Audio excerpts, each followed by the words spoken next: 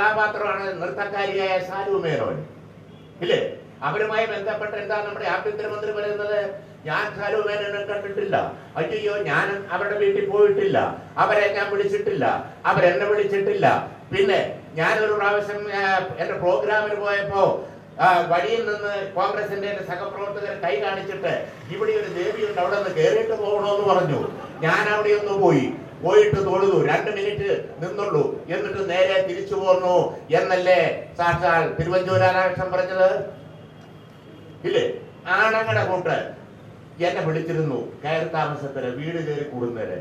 ഞാൻ പോയി എന്ന് പറയേണ്ടതിന് പകരം എന്തുകൊണ്ട് തിരുവഞ്ചൂർ രാധാകൃഷ്ണൻ പോയില്ല, അത് പറഞ്ഞില്ല? അപ്പൊ സാലു മേനോന്റെ അമ്മ പറഞ്ഞു, ഞങ്ങൾ അദ്ദേഹത്തെ 2 പ്രാവശ്യം ഞാൻ പോയി കണ്ട് ക്ഷണിച്ചിരുന്നു, അദ്ദേഹം ഇവിടെ വന്നിരുന്നു, 2 മണിക്കൂർ ഇവിടെ ഉണ്ടായിരുന്നു, ഭക്ഷണം കഴിച്ചു, കരിക്ക് കഴിച്ചു, മുറികളിലെല്ലാം പോയി നോക്കി, എന്നിട്ട് 2 മണിക്കൂർ ഇവിടെ ഇരുന്നിട്ടാണ് അദ്ദേഹം പോയത്. എന്തിനാണ് തിരുവഞ്ചൂർ നീ നുണ പറഞ്ഞത്?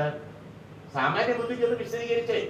അപ്പൊ എന്തോ ഒരു ചില പന്തികേടുണ്ട്, ഇല്ലേ? പിന്നെ എന്താ, പുള്ളിയാണ് ആകപ്പാടെ നേരത്തെ തലയെല്ലാം ഭയങ്കരമായി നരച്ചിരുന്ന, ജനക്കഴിഞ്ഞും കഷ്ടമായിരുന്നു. ഇപ്പം ആകെ ഒരു 20 വയസ്സ് കുറഞ്ഞ മട്ടുണ്ട്, ആകെ കറപ്പിച്ച് നല്ല കേന്ദ്ര സെൻസർ ബോർഡിൽ അംഗം ആരാ? സാലു മേനോൻ. അപ്പൊ എന്തും ഭയങ്കര കലാകാരി നടി, മനസ്സിലായില്ലേ? ഇവിടെ മമ്മൂട്ടിയുണ്ട്, മോഹൻലാലുണ്ട്, എത്രയോ പ്രമുഖന്മാരായ നടന്മാരുണ്ട്, നൃത്തക്കാരുണ്ട്, എത്ര വലിയ പുള്ളികളുണ്ട്, എത്ര വലിയ ആളുകൾ ഈ കേരള സംസ്ഥാനത്തുണ്ട്. സാഹിത്യകാരന്മാരുണ്ട്, ആധികാരികമായി സെൻസർ ബോർഡിൽ അഭിപ്രായം പറയാൻ കഴിയുന്നവരുണ്ട്. ഈ സ്ത്രീ എങ്ങനെ, ഇവര് എങ്ങനെ അതിനകത്ത് കയറി കൂടി? അപ്പോ കൊടുക്കുന്ന സുരേഷിന്റെ നോവൽ എന്നിട്ട് അവിടെ അവരുടെ വീട് കയറി താമസത്തിന് ചെന്നപ്പോ കിടപ്പുമുറിയിൽ ഒരു ഇരിപ്പുണ്ട്, കണ്ടില്ലേ നിങ്ങൾ പടം, ഇല്ലേ? നിങ്ങൾ ആ സുരേഷിന്റെ അങ്ങനെ മുഖം നോക്കിക്കേ, കേന്ദ്ര സഹമന്ത്രിയല്ലേ, നമ്മുടെ മന്ത്രിയല്ലേ ഇന്ത്യയിലെ, അദ്ദേഹത്തിന്റെ ഒരു ഇരിപ്പും ഒരു വളിച്ച മുഖവും നിങ്ങൾ ശ്രദ്ധിച്ചില്ലേ പ്രിയപ്പെട്ടവര്? കേരളം രണ്ടാമതൊരു പടം വന്നു, എന്നാ സാലു മേനോൻ സുരേഷിന്റെ തോളെ കൈവച്ചുകൊണ്ടിരിക്കുന്ന പടം വന്നു.